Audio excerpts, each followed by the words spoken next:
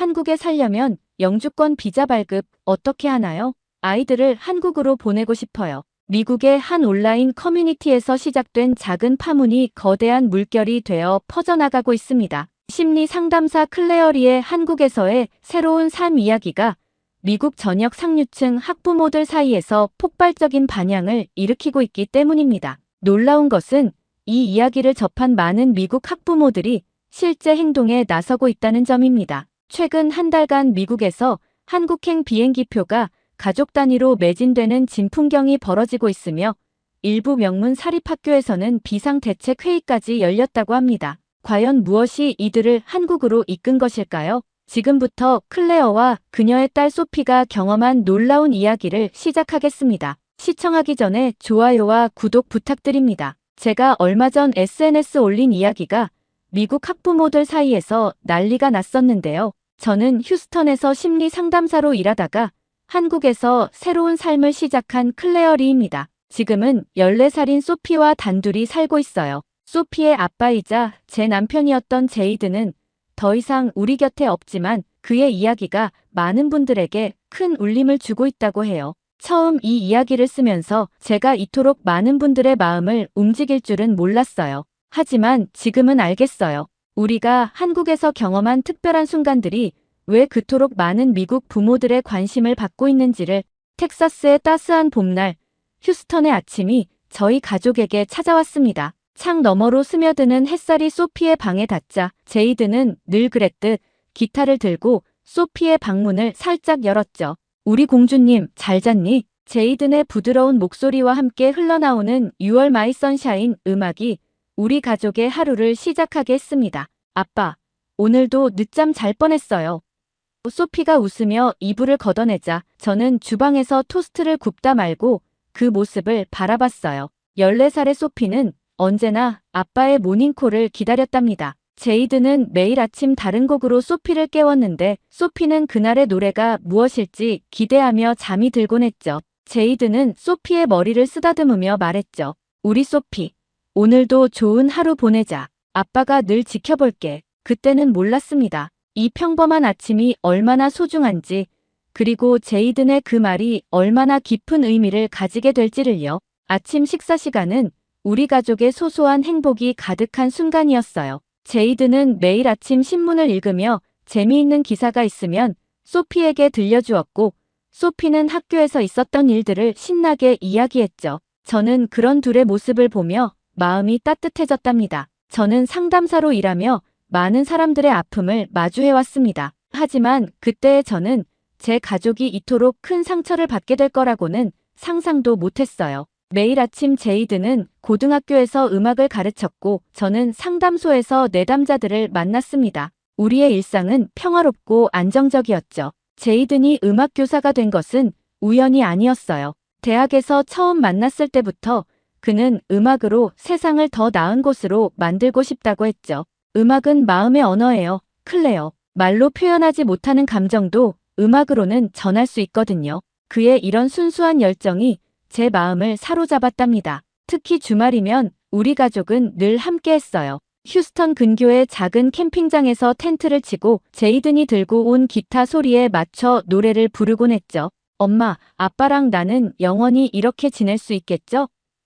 소피가 모닥불 앞에서 물었던 그날을 저는 잊을 수 없습니다. 제이드는 그날 밤 별들이 총총한 하늘 아래서 소피를 위해 특별한 자장가를 작곡했어요. 지금도 그 멜로디가 귓가에 맴돌 때면 눈시울이 붉어지곤 합니다. 캠핑장에서의 추억은 제가 가장 소중히 간직하고 있는 기억 중 하나예요. 제이드는 항상 캠핑 가기 전날 밤늦게까지 준비를 했죠. 소피가 좋아하는 간식들을 챙기고 텐트 상태를 꼼꼼히 점검하고 새로운 노래들을 연습했어요. 우리 가족의 추억은 완벽해야 해요. 라며 웃던 그의 모습이 아직도 선명합니다. 제이드는 학생들 사이에서도 인기가 많았어요. 음악실에서 울려 퍼지는 그의 기타 소리는 마치 마법처럼 아이들의 마음을 열었거든요. 클레어, 나는 음악으로 아이들의 삶을 바꾸고 싶어. 제이드는 늘 그렇게 말했습니다. 그의 꿈은 단순했지만 진심이 담겨 있었죠. 한 번은 제가 점심을 가져다 주려고 학교에 갔다가 음악실 앞에서 발걸음을 멈춘 적이 있어요. 제이든이 우울증을 앓고 있던 한 학생과 함께 기타를 치며 이야기를 나누고 있더군요. 나중에 그 학생의 어머니가 저희 상담소를 찾아와 감사 인사를 전했을 때 저는 제이든이 얼마나 특별한 사람인지 다시 한번 깨달았답니다. 소피도 학교에서 잘 지냈어요. 친구들과 어울리며 밝게 자랐고 아빠처럼 음악을 사랑했죠. 교내 합창단에서 노래하는 소피를 볼 때면 제이든의 눈가에 자부심이 가득했답니다. 우리 소피가 나보다 더 음악적 재능이 뛰어난 것 같아요. 그가 속삭이듯 말할 때마다 저는 미소 지었어요. 소피의 13번째 생일날 제이든은 특별한 선물을 준비했어요. 오랫동안 아끼던 자신의 첫 기타였죠. 이 기타로 내가 내 엄마를 처음 만났을 때 연주했단다. 이제는 내가 가질 차례야. 소피는 그날 밤 잠들 때까지 기타를 안고 있었어요. 제이든은 매일 저녁 소피에게 기타를 가르쳐 주겠다고 약속했죠. 그러던 어느 날 제이든이 평소와 다르게 진지한 표정으로 저에게 말을 걸었습니다. 클레어, 혹시 무슨 일이 생기더라도 소피를 잘 부탁해요. 저는 그때 그의 말을 심각하게 받아들이지 않았어요. 그저 평소에 그답게 가족을 걱정하는 마음이려니 했죠. 지금 생각해보면 그때 제이든의 눈빛에는 왠지 모를 불안감이 서려 있었던 것 같아요. 매주 화요일이면 우리 가족은 함께 저녁을 만들었어요. 소피는 야채를 씻고 제이든은 고기를 굽고 저는 샐러드를 준비했죠. 주방에서 흘러나오는 웃음소리가 집안을 가득 채우던 그 순간들이 지금도 생생합니다. 제이든은 요리하면서도 흥얼거리기를 좋아했어요. 그의 목소리에 맞춰 소피도 노래하고 저도 따라 부르다 보면 어느새 주방이 작은 콘서트장이 되곤 했답니다. 소피는 종종 학교에서 있었던 일들을 신나게 들려주었어요. 친구들과 나눈 이야기, 선생님들의 재미있는 수업, 점심시간의 작은 해프닝들까지 제이든은 그런 소피의 이야기를 들으며 늘 진지하게 조언해 주었죠. 세상에는 내가 모르는 이야기들이 많단다. 그래서 다른 사람의 이야기를 잘 들어주는 게 중요해. 제이든의 이런 가르침이 소피를 더욱 성숙하게 만들었다고 생각해요. 엄마, 나중에 나도 아빠처럼 음악 선생님이 되고 싶어요. 소피가 문득 그렇게 말했던 날 제이든의 얼굴에 번진 미소를 잊을 수가 없네요. 그래도 너는 엄마처럼 따뜻한 마음도 가져야 해. 제이든이 소피를 안아주며 말했죠. 그 순간 저는 우리 가족이 얼마나 완벽한 조화를 이루고 있는지 다시 한번 느꼈답니다. 저는 가끔 제 상담실에서 창밖을 바라보며 생각했어요.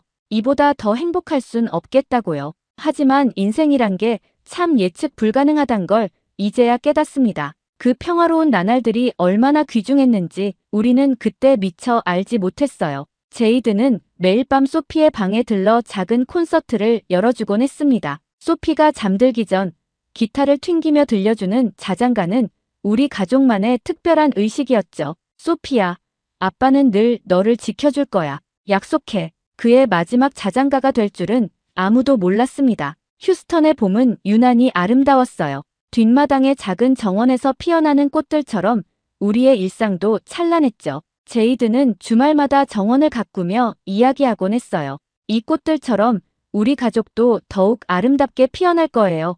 클레어, 우리는 함께 정원 벤치에 앉아 노을을 바라보며 미래를 그렸답니다. 하지만 그 평화로운 나날들은 마치 깨지기 쉬운 유리처럼 위태로웠나 봅니다. 제이든의 마지막 말이 예언이 될 줄은 아무도 몰랐어요. 그날 아침, 평소와 다름없이 시작된 하루가 우리 가족의 운명을 완전히 바꿔놓게 될 줄은요. 소피의 방에 걸린 가족 사진을 볼 때면 그때의 행복했던 순간들이 물밀듯이 밀려옵니다. 제이든의 따뜻한 미소, 소피의 맑은 웃음소리, 그리고 우리가 함께했던 소소한 일상의 순간들, 모든 것이 너무나 그립습니다. 학교 축제 때 제이든이 지휘한 합창단 공연이 떠오르네요. 소피도 그 합창단에서 노래했죠. 공연이 끝난 후 제이든이 소피를 꼭 안아주며 내가 내 자랑이야 라고 말했던 그 순간이 우리 가족의 마지막 무대가 될 줄은 아무도 몰랐답니다. 그날도 평소와 다름없는 아침이었습니다.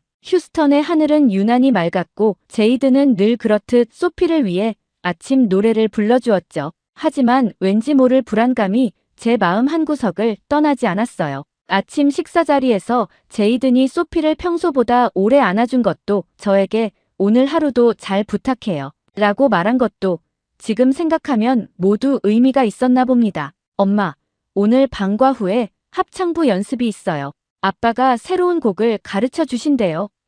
소피가 들뜬 목소리로 말했죠. 저는 그저 평소처럼 미소 지으며 그래, 연습 끝나고 데리러 갈게 라고 답했을 뿐이에요. 그게 소피와 나눈 마지막 대화가 될 줄은 꿈에도 몰랐습니다. 제 상담소에서는 평소처럼 내담자들과 상담이 이어졌어요. 오전 10시, 첫 번째 내담자와 이야기를 나누던 중이었죠. 그때 처음 들렸습니다. 멀리서 들려오는 사이렌 소리가. 평소 같았으면 그저 지나가는 소방차나 구급차 소리려니 했을 텐데 그날은 달랐어요. 제 심장이 크게 울렸거든요. 11시 15분, 동료 상담사가 창백한 얼굴로 제 상담실 문을 열었습니다. 클레어, 웨스트우드 고등학교에서. 그 말을 듣는 순간 제 세상이 멈춘 것만 같았어요. 제이든과 소피가 있는 학교였으니까요. 저는 정신없이 차를 몰았습니다. 라디오에서는 이미 속보가 나오고 있었어요. 웨스트우드 고등학교에서 총기 사고 발생, 현재 다수의 부상자.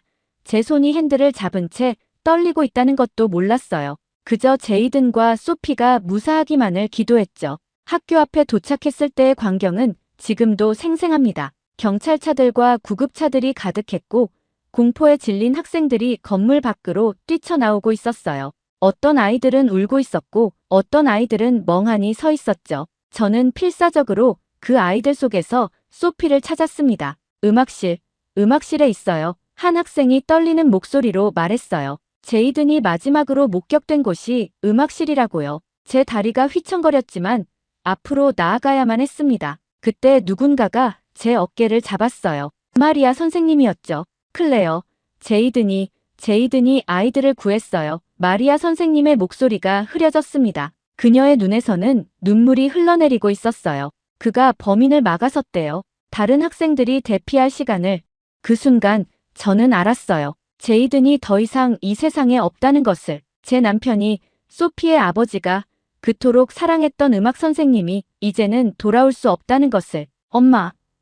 익숙한 목소리가 들렸어요. 소피였습니다. 친구 제시카의 부모님이 소피를 안전하게 보호하고 있었죠. 저는 달려가 소피를 얼싸안았어요. 소피의 몸이 떨리고 있었습니다. 아빠가, 소피는 말을 잇지 못했어요. 나중에 알게 된 사실이지만 제이든은 총소리를 듣자마자 음악실 문을 잠그고 학생들을 뒷문으로 대피시켰다고 해요. 마지막 학생이 나가기 직전 범인이 문을 부수고 들어왔을 때 제이든은 망설임 없이 그 앞을 막아섰다고 합니다. 선생님이 도망가라고 소리쳤어요. 살아남은 학생 중 한 명이 경찰에게 증언했죠. 그리고 총소리가. 더 이상의 이야기는 듣지 못했어요. 아니, 듣고 싶지 않았습니다. 그날 밤 소피는 제 품에 안겨 밤새 울었어요. 저도 울었죠. 하지만 제 눈물은 소리 없이 흘러내렸습니다. 소피 앞에서는 강한 모습을 보여야 했으니까요. 엄마, 아빠가 약속했잖아요.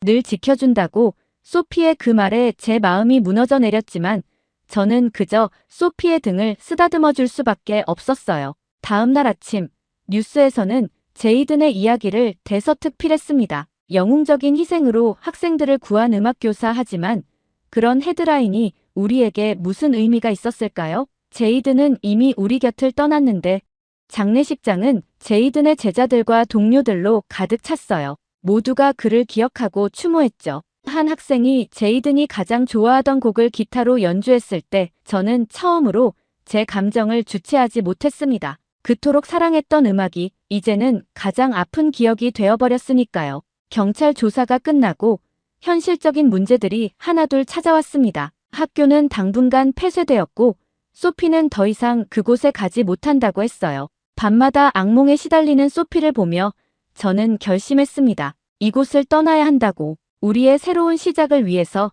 제 오랜 친구 미술정이 연락해왔어요. 일본 오사카에서 살고 있는 그녀는 우리에게 피난처를 제안했죠. 클레어, 이곳은 안전해. 총기도 없고 너희가 새로 시작하기에 좋은 곳일 거야. 저는 그 제안을 받아들였습니다. 소피를 위해서, 그리고 제 자신을 위해서도요. 짐을 싸는 동안 소피의 방에서 제이든의 기타가 눈에 띄었어요. 소피의 13번째 생일 선물로 준 그 기타.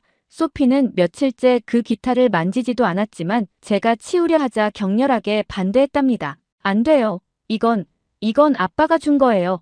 휴스턴을 떠나기 전날 밤, 우리는 마지막으로 뒷마당을 거닐었어요. 제이든이 그토록 사랑했던 정원의 꽃들이 여전히 아름답게 피어 있었죠. 저는 그 꽃들 사이에서 제이든의 미소를 보았어요. 여보, 우리가 잘 해낼 수 있을까요?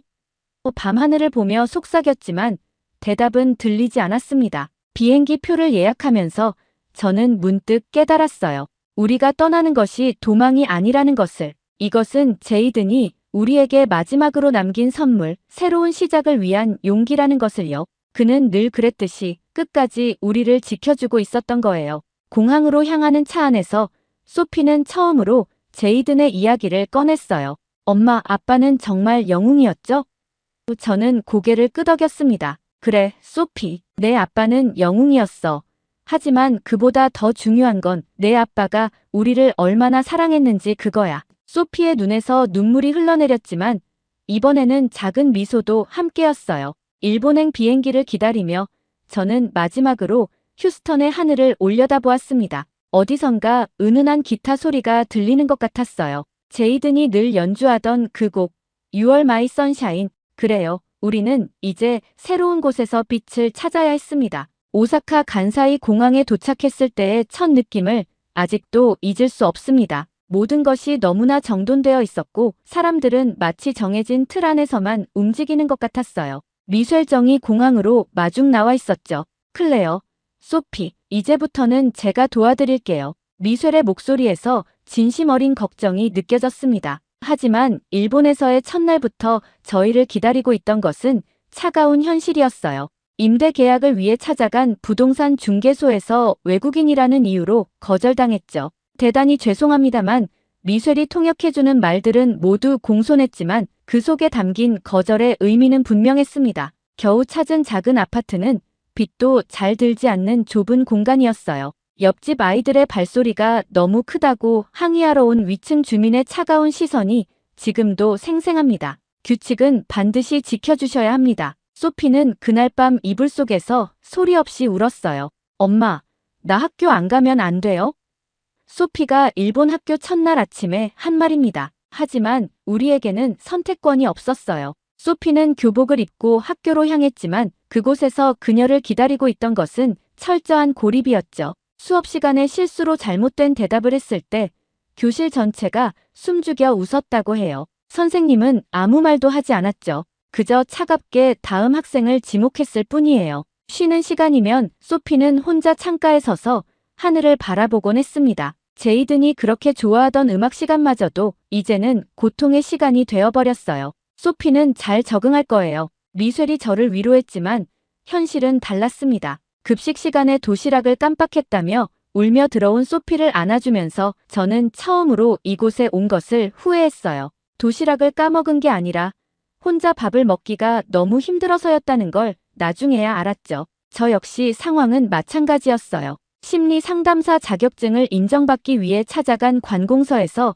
수없이 많은 서류를 요구받았습니다. 모든 것이 규칙과 절차라는 이름 아래 진행되었죠. 순서를 지켜주시기 바랍니다. 이 말이 얼마나 차갑게 들릴 수 있는지 그때 처음 알았어요. 미셸의 도움으로 겨우 찾은 일자리는 영어 회화 강사였습니다. 하지만 그마저도 쉽지 않았어요. 수업 중에 잠시 감정이 북받쳐 목소리가 떨렸을 뿐인데 다음 날 바로 원장실로 호출됐죠. 너무 감정적인 모습을 보이시면 안 됩니다. 마치 로봇이 되어야 한다는 듯한 그들의 태도가 저를 숨막히게 했어요. 아파트 관리실에서는 매주 쓰레기 분리수거 규칙을 어겼다며 경고장을 보내왔습니다. 처음에는 영어로 된 안내문이라도 있었지만 곧 모든 것이 일본어로만 전달되기 시작했죠. 우리가 적응하기를 바라는 게 아니라 그저 불편한 존재가 되기를 바라는 것 같았어요. 클레어 씨, 우리나라의 문화를 이해하려 노력해 주셨으면 합니다. 이웃집 주민이 던진 이 말이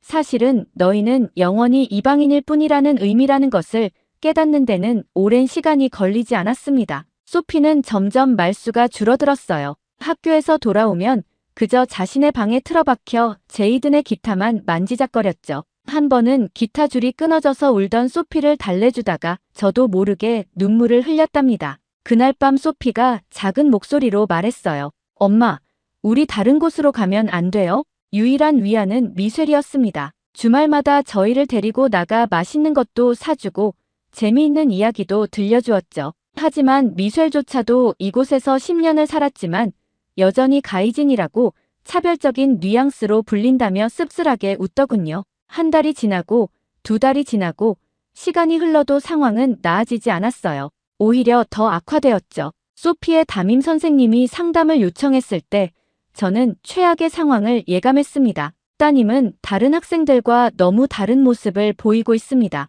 그 말은 마치 선고문처럼 들렸어요. 어느 날 밤 소피의 방에서 흐느끼는 소리가 들렸습니다. 문을 열어보니 소피가 제이든의 사진을 보며 울고 있었어요. 아빠가 있었다면, 아빠라면 날 지켜줬을 텐데 그 순간 저는 결심했습니다. 이곳은 우리가 있을 곳이 아니라고. 미셸도 같은 생각이었나 봐요. 어느 날 저녁 미셸이 조심스럽게 제안했습니다. 클레어, 한국은 어때요? 제가 서울에 아는 분이 계신데 한국 사람들은 정이 많거든요. 소피도 그곳이라면 적응하기 쉬울 것 같아요. 창 밖으로 보이는 오사카의 밤거리는 반짝이는 네온 사인으로 가득했지만 그 화려함 속에서 우리는 더욱 외로웠습니다. 매일 아침 정확히 같은 시간에 인사를 하고 정확히 정해진 방식대로 행동하는 사람들 사이에서 우리는 점점 영혼을 잃어가는 것만 같았어요. 한국이요. 처음에는 망설여졌지만 소피의 슬픈 눈빛을 볼 때마다 그 선택이 옳다는 확신이 들었습니다. 우리에게는 변화가 필요했어요. 진정한 의미의 새로운 시작이. 그리고 그곳이 한국이라면 어쩌면 제이든도 기뻐할지 모르겠다는 생각이 들었습니다. 짐을 싸는 동안 창 밖에서는 벚꽃이 흩날리고 있었어요. 겉으로는 아름답지만 어딘가 차가운, 마치 이곳에서의 우리의 시간을 상징하는 것 같은 벚꽃이었죠. 엄마, 우리 정말 한국으로 가는 거예요? 소피의 목소리에서 처음으로 희망이 느껴졌습니다. 마지막으로 본 오사카의 모습은 비가 내리는 풍경이었어요. 마치 이곳에서의 우리의 시간이 씻겨 내려가는 것처럼. 미셸이 공항까지 배웅을 나왔을 때 처음으로 진심 어린 포옹을 나눴답니다. 클레어, 소피, 한국에서는 꼭 행복해져요. 비행기가 이륙할 때 소피가 제 손을 꼭 잡았어요. 엄마, 이번에는 잘 될 거예요. 그렇죠?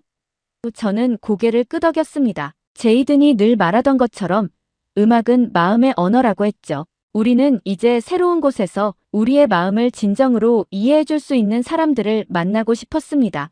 인천국제공항에 도착했을 때의 첫 느낌을 잊을 수가 없어요. 일본에서 느꼈던 그 차가운 공기와는 전혀 달랐죠. 입국장을 빠져나오는 순간부터 느껴지는 따뜻함이 저와 소피를 반겨주는 것 같았습니다. 공항에서 처음 마주한 한국의 모습은 놀라움의 연속이었어요. 늦은 시간임에도 지하철이 운행되고 있었고 혼자 있는 여성들도 전혀 불안해하지 않더군요. 미국에서는 상상도 할 수 없는 광경이었어요. 일본의 안전함과는 또 다른 더 자연스럽고 편안한 느낌이었죠. 하지만 저와 소피에게는 또 다른 고민이 있었어요. 짐이 너무 많았거든요. 큰 캐리어 2개의 상자까지. 저 혼자서는 도저히 감당하기 힘들어 보였죠. 소피도 지쳐 보였고요. 한숨을 쉬며 어떻게 해야 할지 고민하고 있을 때였어요. 아이고, 짐이 많으시네요. 제가 좀 도와드릴까요? 따뜻하면서도 정이 느껴지는 목소리였어요. 이순희 할머니와의 첫 만남은 그렇게 시작됐습니다.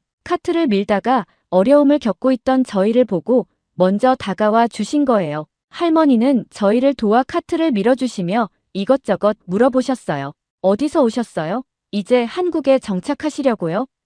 소피가 영어로 중얼거리는 걸 듣고는 아, 미국에서 오셨구나 하시더군요. 택시를 기다리는 동안 할머니와 이야기를 나누게 됐어요. 저희가 미국에서의 일과 일본에서의 시간들을 조금씩 이야기하자 할머니의 눈시울이 붉어졌어요. 아이고, 이런 일이. 마치 오랜 친척을 만난 것처럼 저희를 따뜻하게 품어주셨죠. 우리 집에서 하룻밤 묵고 가세요. 내일 집 구하러 다니셔도 늦지 않아요. 할머니의 제안에 처음에는 망설여졌지만 그 따뜻한 마음을 거절할 수 없었어요. 택시를 타고 할머니 댁으로 향하는 동안 서울의 밤거리가 반짝반짝 빛나고 있었죠. 할머니의 집은 강남의 한 아파트였어요.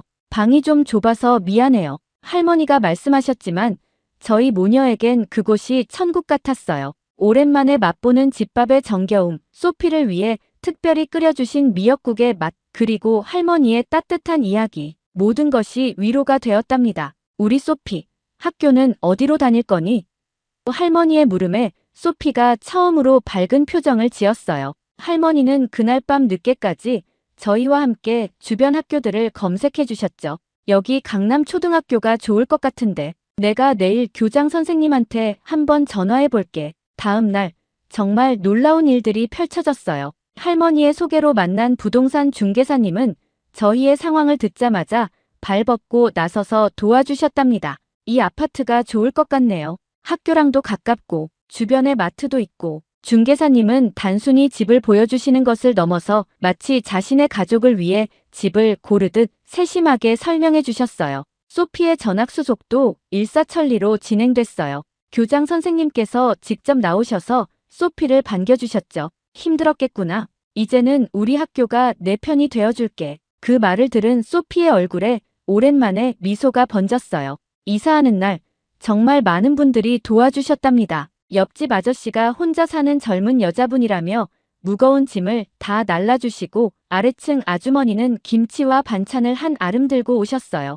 이웃사촌이라고 서로 돕고 살아야지. 그렇게 말씀하시는 이웃분들의 표정에서 진심이 느껴졌어요. 서울에서의 생활은 놀라움의 연속이었어요. 24시간 운영되는 편의점, 빠른 배달 문화, 언제 어디서든 잡을 수 있는 택시까지. 특히 의료 시스템은 정말 놀라웠죠. 소피가 갑자기 고열로 아팠을 때 저는 본능적으로 병원비를 걱정했어요. 하지만 의료보험 덕분에 큰 부담 없이 치료받을 수 있었답니다. 소피의 학교 생활도 달라졌어요. 첫날부터 아이들이 먼저 다가와 말을 걸어주었죠. 너는 미국에서 왔다며 영어 잘하겠다. 나중에 좀 가르쳐줘.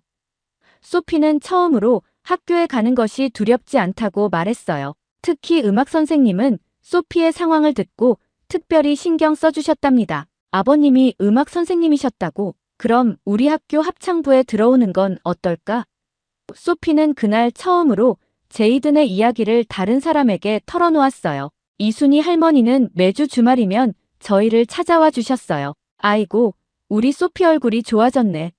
그 할머니는 늘 정성스레 준비해온 반찬을 내밀며 말씀하셨죠. 소피는 할머니를 한국 할머니라고 부르기 시작했어요. 저녁이면 아파트 놀이터에서 들려오는 아이들의 웃음소리, 시장에서 만나는 상인들의 정겨운 목소리, 이웃들과 나누는 따뜻한 인사. 이 모든 것들이 저희에게는 새로운 희망이 되었답니다. 엄마, 나 이제 여기가 좋아요. 어느 날 소피가 문득 그렇게 말했어요. 그 말을 들으며 저는 생각했죠. 제이든도 이곳에서라면 행복해했을 거라고. 그의 음악처럼 따뜻하고 그의 마음처럼 넓은 이곳에서 우리는 새로운 희망을 발견하고 있었으니까요. 그렇게 서울에서의 첫 겨울이 지나갔어요. 낯설었던 한국의 추위도 이웃들의 따뜻한 마음 덕분에 무사히 이겨낼 수 있었죠. 그리고 어느덧 찾아온 봄은 우리에게 또 다른 선물을 가져다 주었답니다. 서울의 봄은 참 특별했어요. 여의도의 벚꽃이 만개할 때 이순희 할머니가 저희를 데리고 나가셨죠. 여기 벚꽃은 달라. 우리나라 벚꽃은 마음까지 따뜻하게 해준단다. 할머니의 말씀처럼 이곳의 벚꽃은 일본에서 보았던 것과는 전혀 달랐어요. 차갑고 형식적인 아름다움이 아닌 진정한 봄의 생명력이 느껴졌답니다. 어느 날 저녁 상담소 문을 닫고 나오는데 한 내담자가 물었어요. 이제 적응하셨나요?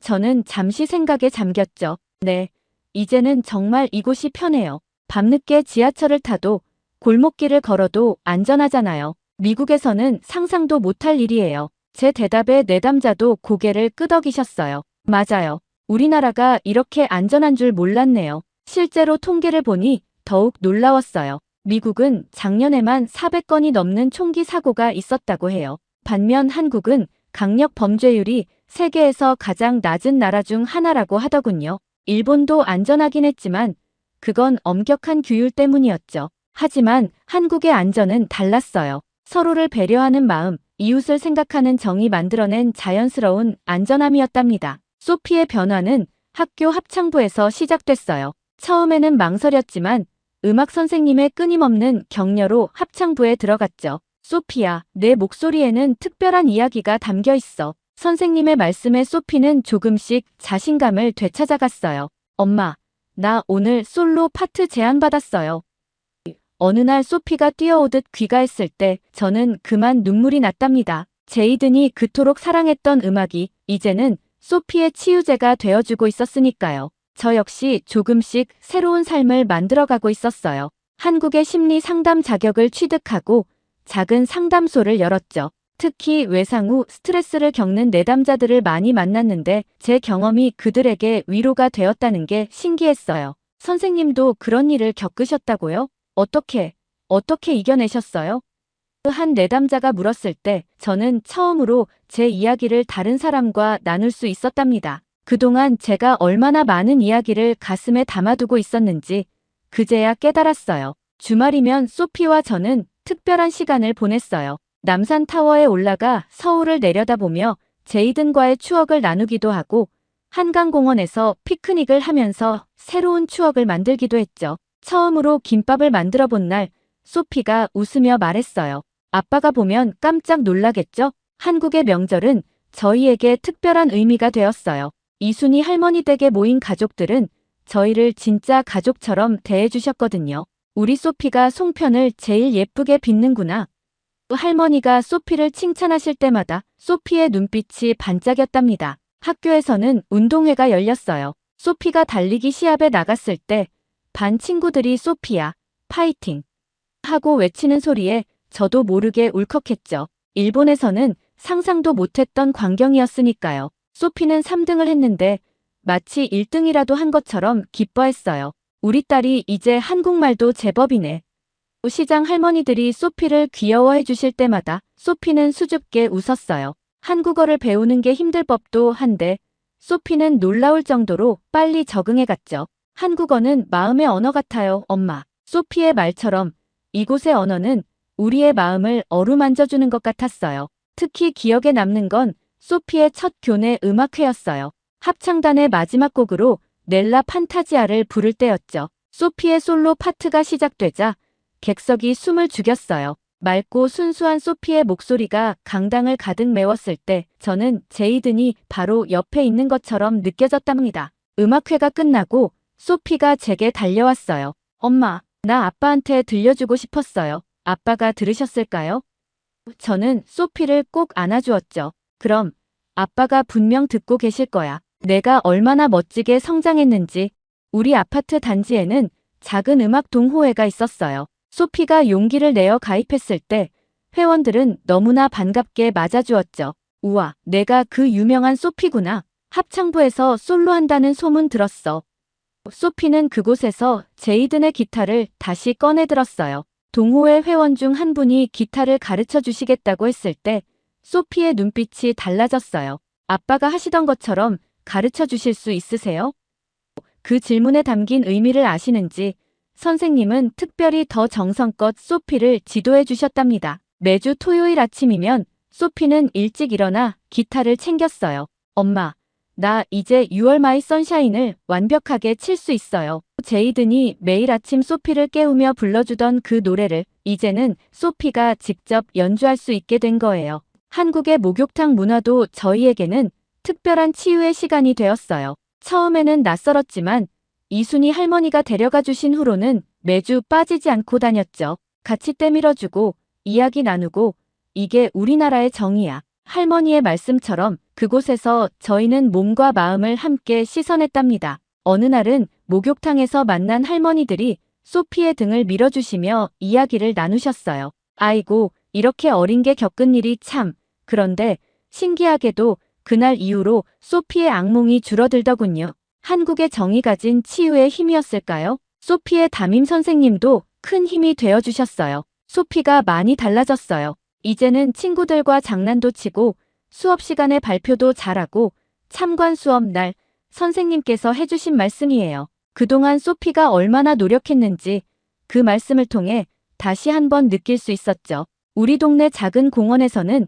매주 일요일마다 주민 공연이 열렸어요. 언젠가 소피가 거기서 노래를 부르겠다고 했을 때 저는 깜짝 놀랐답니다. 자신 있어요, 엄마. 아빠가 항상 말씀하셨잖아요. 음악은 마음을 전하는 거라고. 그렇게 시간이 흘러 어느덧 한국에서의 생활이 자리를 잡아갔어요. 아침이면 등교하는 소피를 배웅하고 저는 상담소로 향했죠. 퇴근길에는 시장의 들러장을 보고 저녁이면 이웃들과 산책을 하는 평범하지만 행복한 일상이 만들어졌답니다. 엄마, 나 이제 알았어요. 아빠가 왜 음악을 그렇게 사랑하셨는지.